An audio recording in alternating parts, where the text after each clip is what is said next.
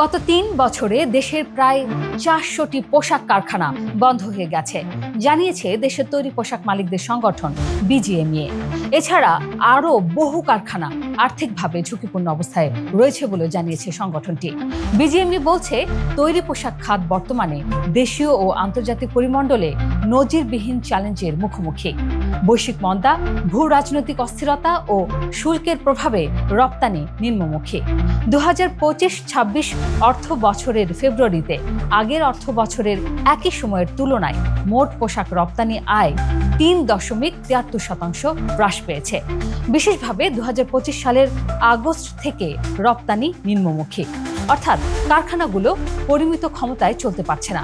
ফলে fixed cost আনুপাতিক হারে বেড়েছে এবং অন্যান্য ব্যয় বেড়ে গেছে। এ অবস্থায় সংকট উত্তরণে আগামী জাতীয় বাজেটে সরকারের কাছে নীতি সহায়তা চেয়েছে সংগঠনটি।